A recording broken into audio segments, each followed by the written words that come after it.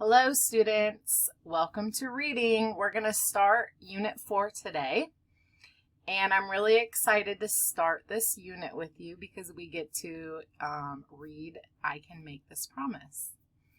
One type of story you've been hearing and reading this year is fiction, or stories that are make-believe. During the coming weeks, you will hear and read novels or long fiction stories that are usually divided into chapters. I Can Make This Promise is a novel that you will hear and discuss over the next 4 weeks. This particular type of fiction is called realistic fiction because all the fictional elements could be real. There are no fire-breathing dragons or magic carpets. Sometimes students think a story is nonfiction if the people, places, and events sound real, but that is not correct. The paragraphs in this book cover, or I should say on the back cover, is often called a jacket copy. This tells the reader about the book. A well-written jacket copy makes readers wonder about the book and begin making predictions about what might happen in the book. I'm going to read the jacket copy to you, and you decide if this narrator did a good job of creating interest. Edie has always known that she is Native American. She also knows that her mom was adopted by a white couple and has no connection to her birth family. So even though Edie is curious to learn about her heritage, she realizes her mom doesn't have any answers. Until the day when she and her friends discover a box hidden in the attic. A box full of letters signed, Love, Edith, and photos of a woman who looks just like Edie. Could this woman who shares her name belong to the Native family that Edie never knew about? But if her mom and dad have kept this secret from her all her life, how can she trust them to tell her the truth now? What do you think this story might be about?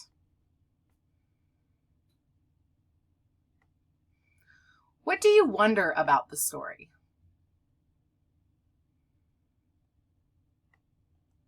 What do you predict might happen in this realistic fiction story?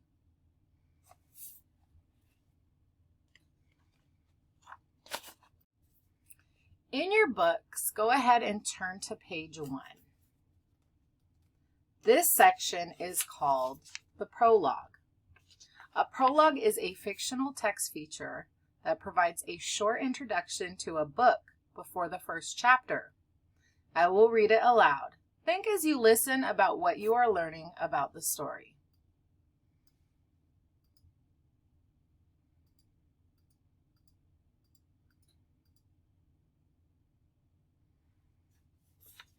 I never thought of myself as different until my first day of kindergarten.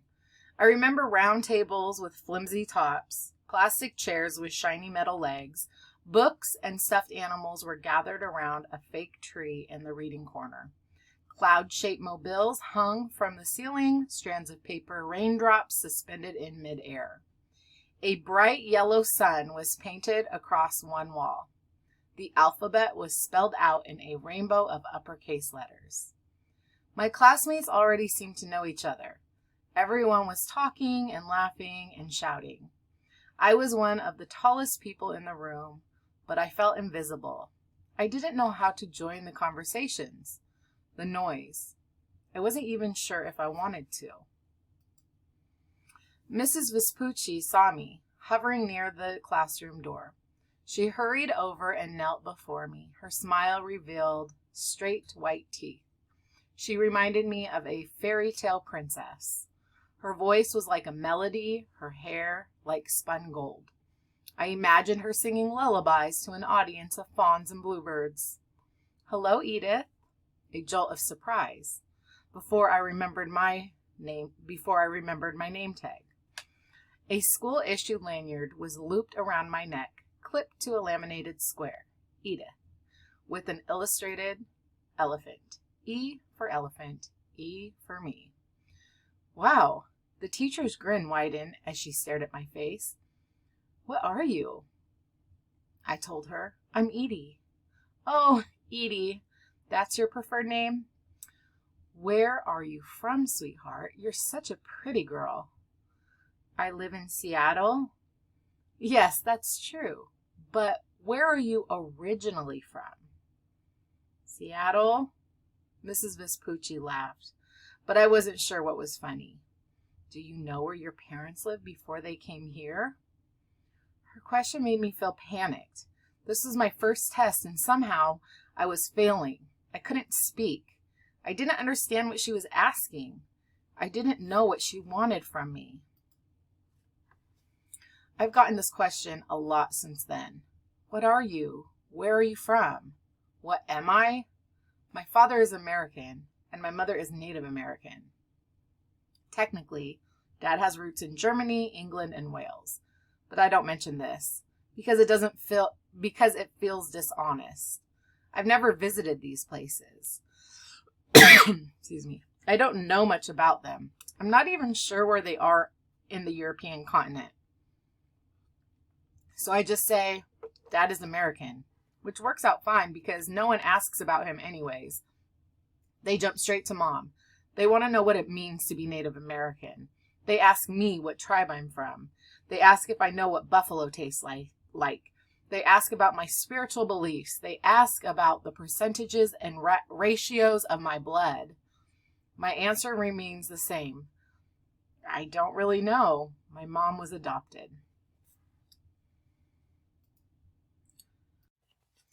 What might the author be trying to do in this prologue?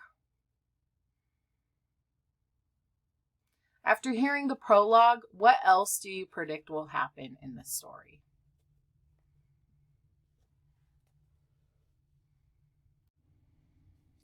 I will read the first 2 chapters aloud, stopping several times to have you and your partner talk about the story.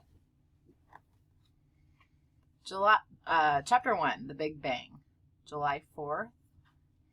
Fireworks are banned in my neighborhood. There are too many trees, too many houses. So this year, for the 4th of July, my parents are taking me to the Tulalip Reservation about 20 miles north of the city. They see all kinds of fireworks, and they have a huge field where you can set them off. This place is crowded and colorful and chaotic. It's amazing. My parents lead the way to the booths. There's a food truck parked beside the big gravel lot selling authentic Mexican tacos. The smell of cooked seasoned meat fills the air, mixing with the peppery gunpowder from all the fireworks. I can practically feel it in little flecks of grime all over my skin. Mom asks, "Do you need these, Edie?" She opens her palm, revealing a little package of earplugs. I shake my head. I'm okay, thanks. The booths are set up in several rows. The nearest one is decorated with red, white, and blue streamers and a huge banner that shouts, "Fireworks!" in bold letters. The booth across from it is lime green with little alien heads and UFOs outlined all over it in black paint. Another is hot pink with candy-colored rockets arranged in bouquets on its counter. The next is blue with the Seattle Seahawk logo stenciled in stark white and silver, plus the number 12. The one is shaped like a space needle. I like this graffiti. I like the bright colors, the bold lines. I wonder if they created drawings and stencils first, or if they just grabbed their cans of spray paint and improvised. I also wonder if they keep sketchbooks or have favorite places to draw, like I do. I'm always curious about other artists and their habits, their unfinished drafts, their inspirations. As we keep moving, I can't help but drink it all in. I've never been to a reservation before.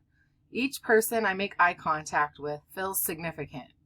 It's possible some of them are distant relatives. I could be walking past cousins or aunties right now, and I wouldn't even know it. A rock and roll version of the Star-Spangled Banner starts blaring out of nowhere. and I glance around myself, trying to find the speakers.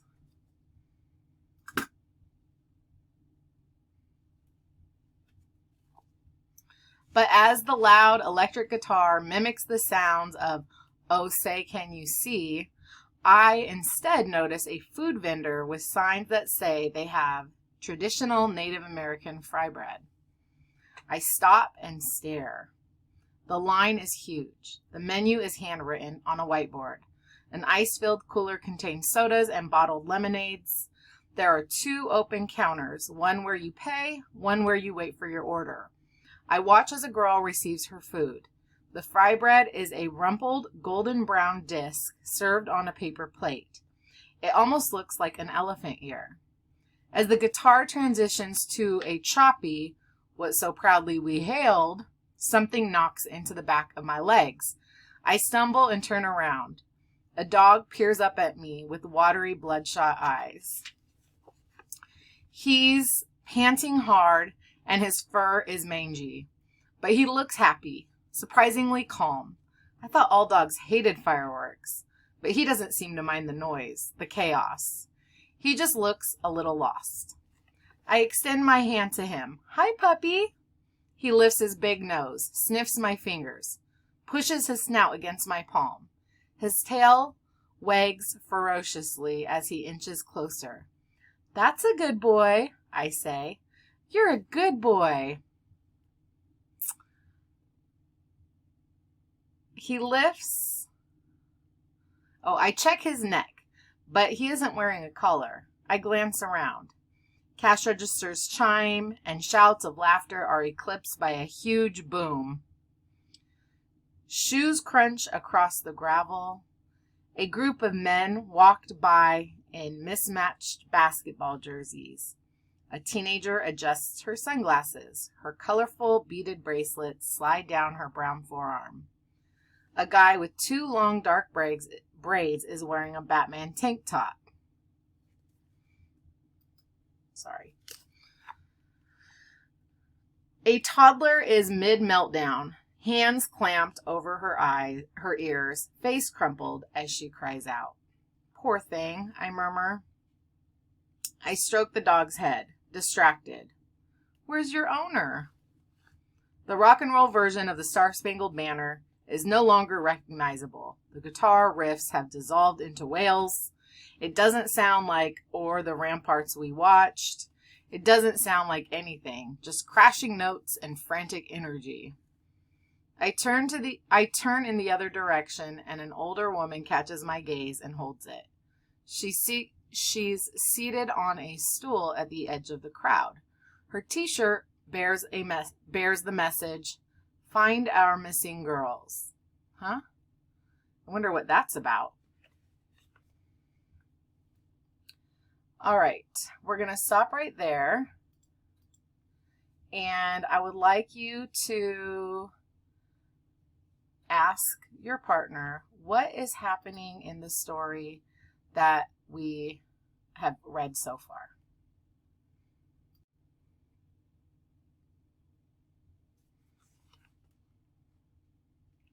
Okay, continuing our story. Her t-shirt bears the message, "Find our missing girls." Huh? I wonder what that's about. "Edie," Mom's voice cuts through the blaring guitar and blasting fireworks. "What are you doing?" She places her hand on my shoulder and gently steers me away. "Honey, you can't pet random dogs like that. It's not safe. Look at how big he is. You might get hurt, or he might get hurt.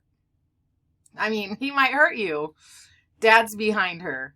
"Your mother's right. I know he's cute, but you need to be careful." "But he's alone," I say. "Shouldn't we help him find his way home?"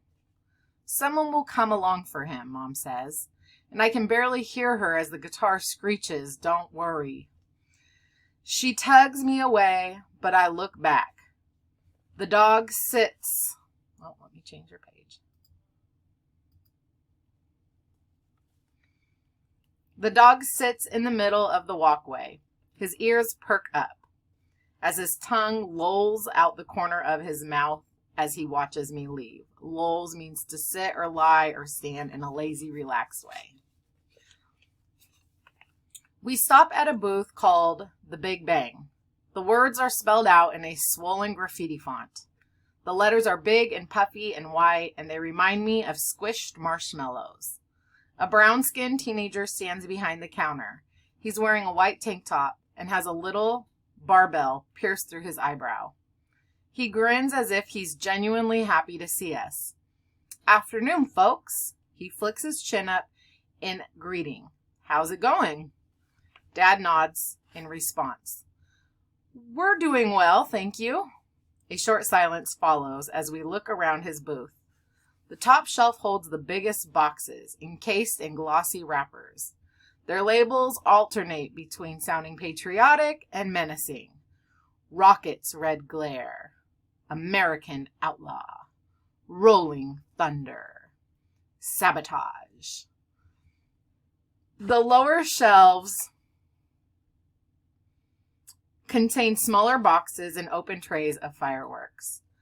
"Where are you guys from?" he asks. "We live in Seattle," Mom answers. "Ah," he nods, understanding.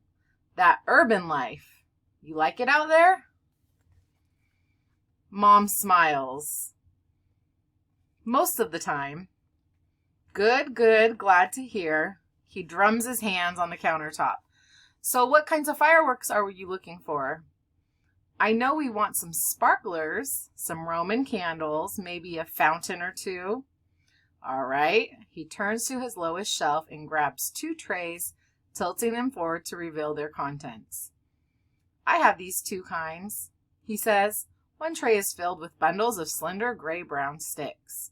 The other has bundles of hot pink sparklers. The top half of each one is wrapped in dyed magenta, yellow, teal tissue paper and laced with a golden ribbon.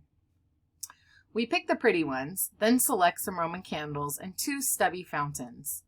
The boy places a long cardboard box on the counter before us and starts piling up our stuff inside it. "Anything else?"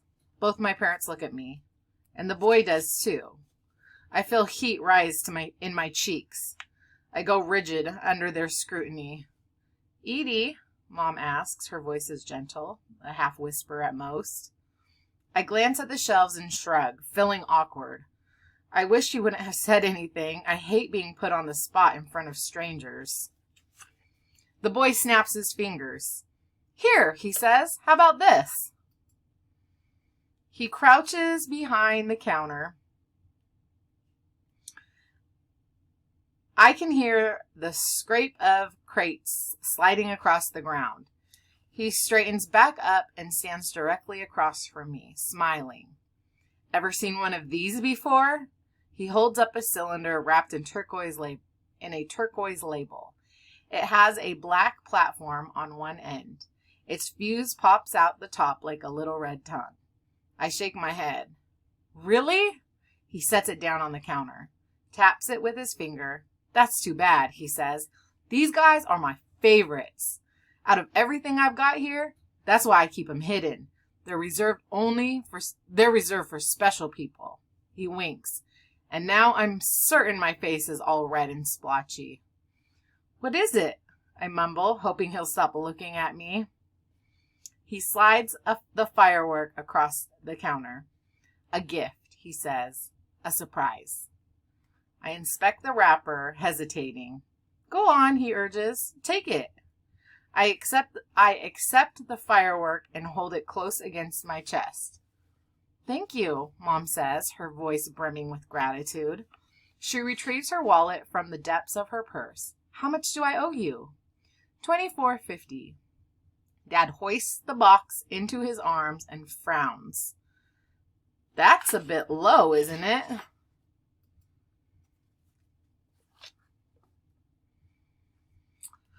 "It's all good." The boy inclines his head toward me. "Little Sisters is on the house." My parents protest. They want to pay him the full amount, but he waves their offer away. He says, "Don't worry about it. Just take care of yourselves out there." And he sounds like he really means it. Okay, This is our next stopping point. Please go ahead and talk with your partner about what is going on in the story so far.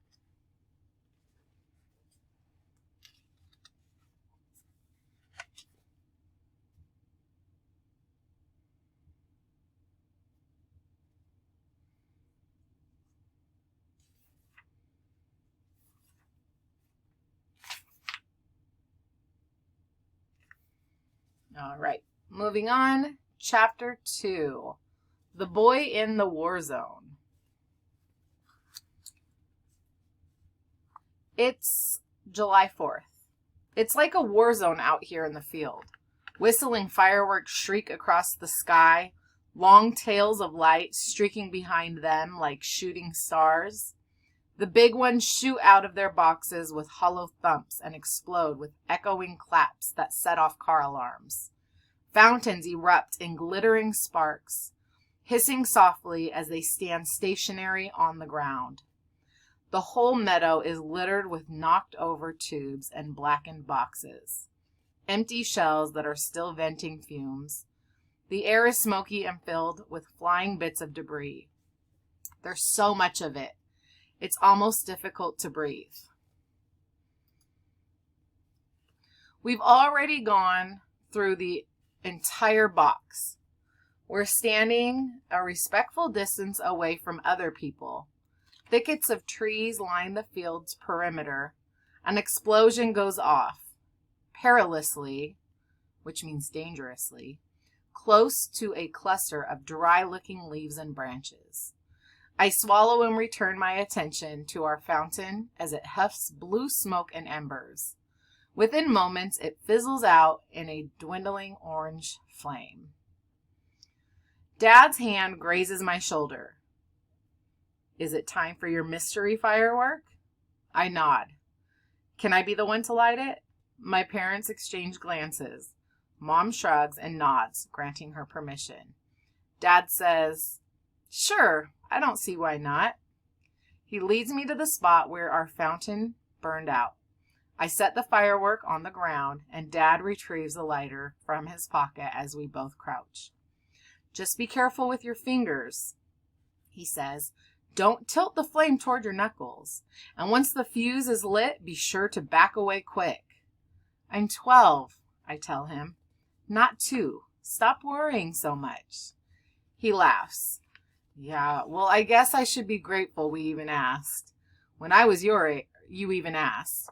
When I was your age, I don't think I waited for permission to do anything, especially when it came to fireworks." I can't help but smirk. Dad's stories often fit into one of 2 categories. He either talks about Boy Scouts, Little League, or his top grades in math and science.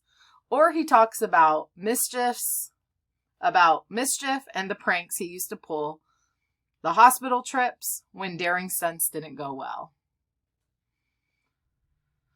It's hard to imagine that some of his stories really happened, but maybe that's because I've only known him since he became a dad. He hands me the lighter, and I throw a quick glance at Mom. She responds with one of her warmest smiles, the kind that make her pupils shine and her eyes crinkle down around the corners. Mom doesn't share many of her childhood memories. She doesn't have endless nostalgic means feelings of better times of the old days. Stories like Dad does. I know she was smart and shy and liked to read books. I know she and Uncle Phil didn't get along until they were teenagers. I know she was a writer for her high school's newspaper. But that's pretty much it. "Well," Dad says, "what are you waiting for?" I light the fuse. We both stand and back away, swiftly. His arm crosses in front of me protectively. Mom's warm hands grip my shoulders as we watch the fuse disintegrate into nothing. It goes off with a small pop. Something shoots out of it so fast it's just a blur. I throw my head back, amazed by how high it goes, how far it flies. "What is it?" I cry. Mom gives my shoulders a reassuring squeeze. "Just wait. You'll see." It's hanging in the sky, floating weightlessly. It isn't burning or shooting sparks. It isn't like any of the other fireworks. I gasp. It's a parachute. It looks like a tiny hot air balloon. It's striped turquoise and white.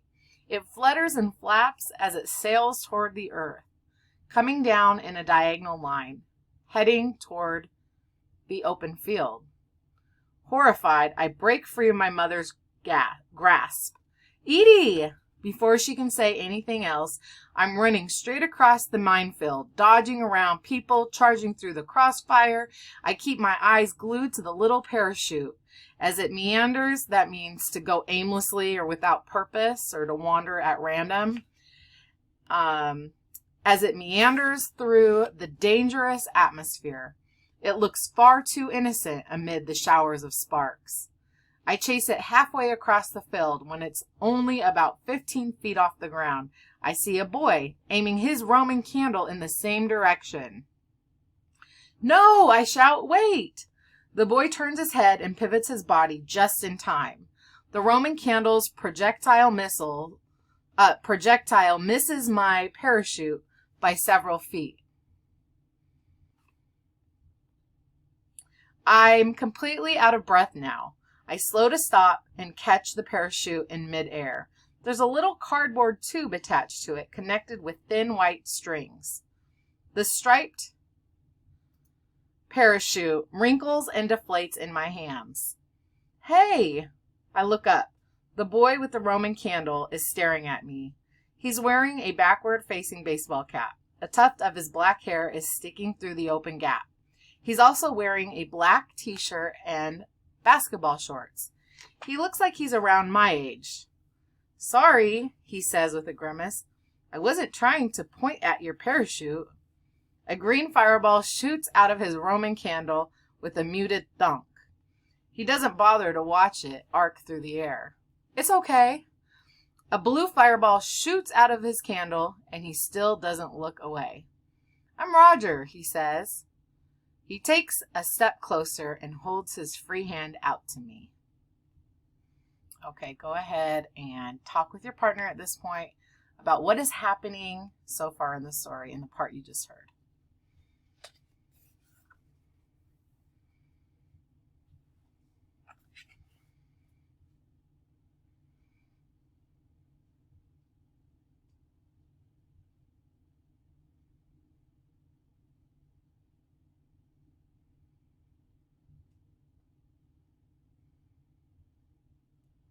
Okay. Come back to the story. I'm Roger, he says. He takes a step closer and holds his free hand out to me.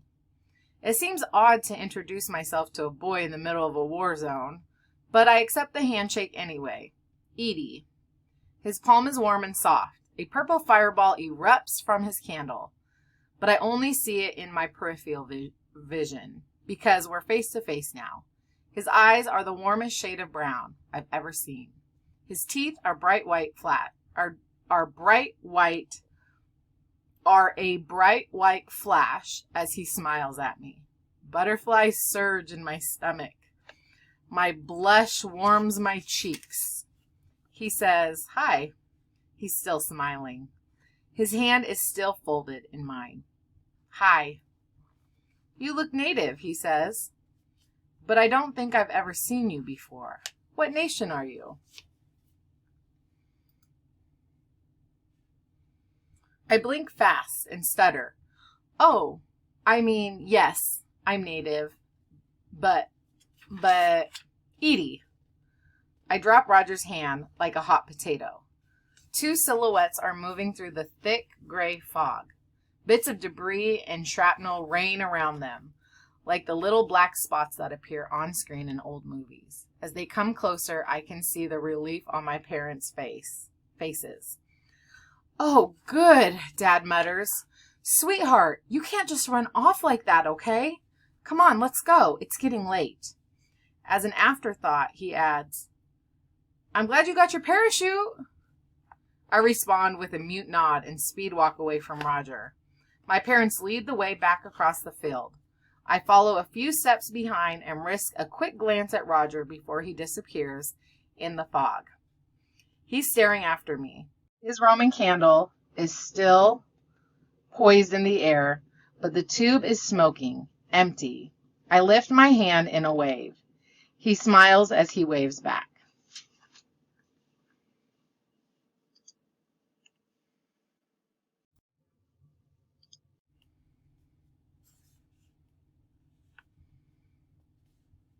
My parents and I are in the car now, zooming down the freeway. Fireworks bloom all along the darkened hillsides. The sky is like a swatch of indigo velvet. I'm still thinking about the dog I saw. I wonder if he ever found his owners, his family. I hope someone was there for him.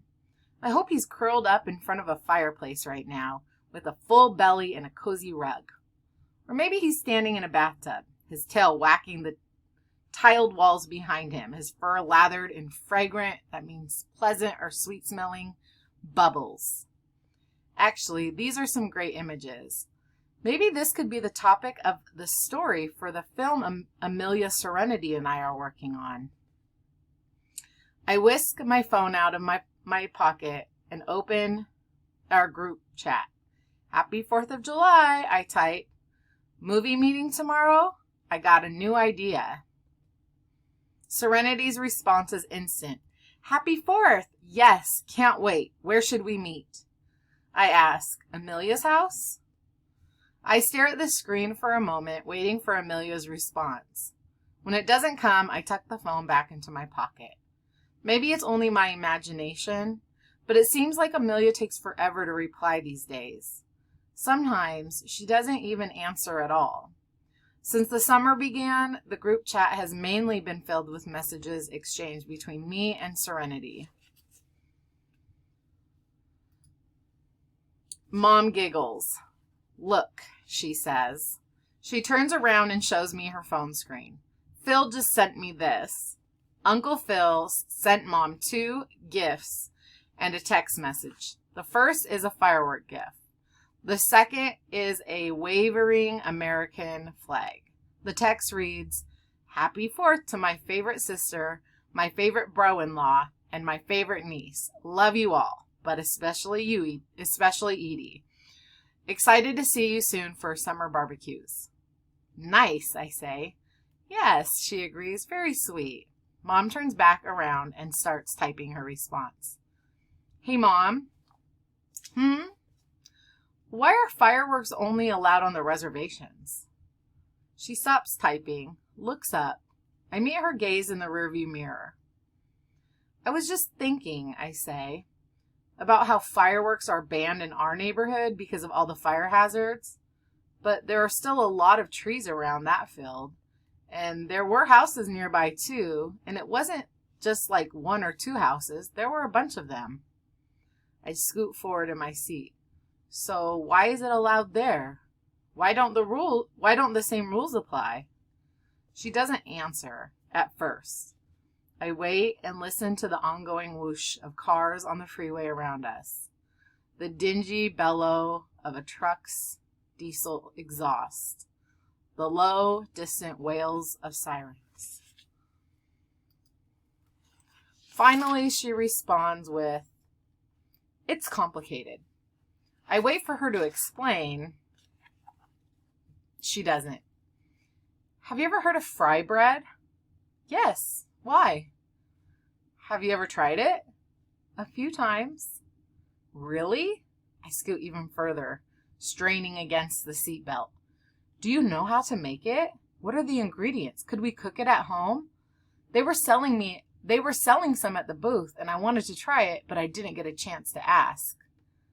Maybe we can make it at home. I don't know. We'll see.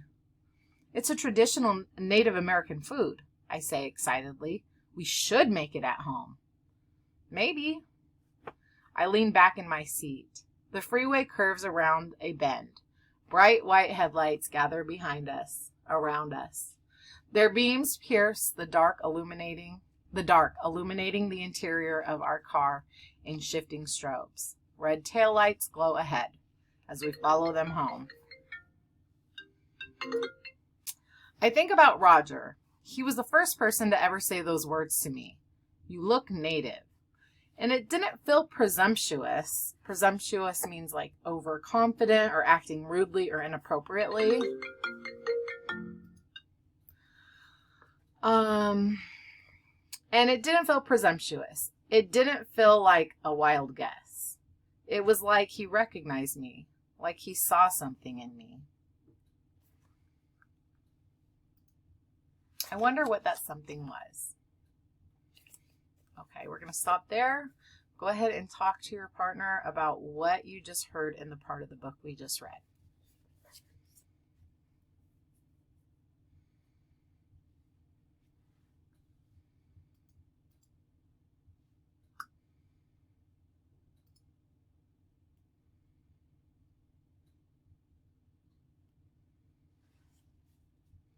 So let's go ahead and talk about and discuss the story a little bit. My first question is, the characters in the story are the people in a story. What characters have been introduced so far, and what do you know about them?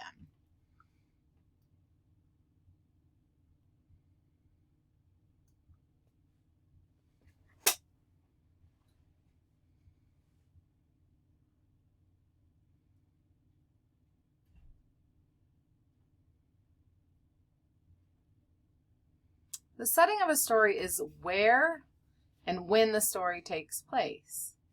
What do you already know about this setting?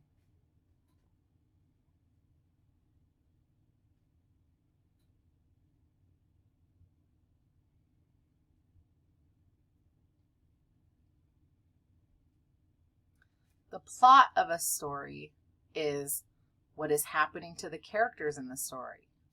What has happened so far?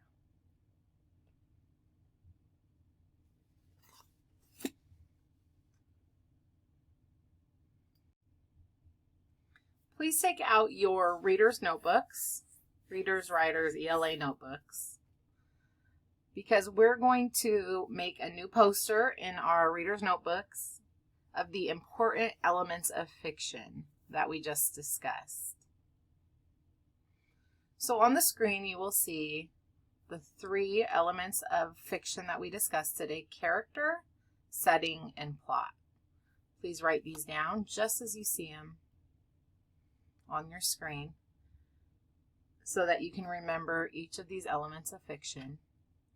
A character is a person in a story. Write that down, please. Character, person in a story.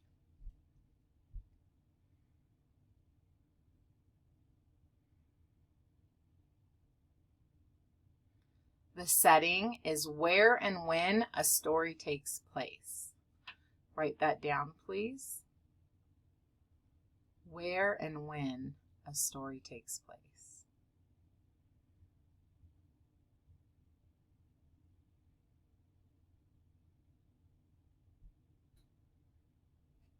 And the plot is what happens to the characters in a story. Those are the events that make up a story. Please write that down.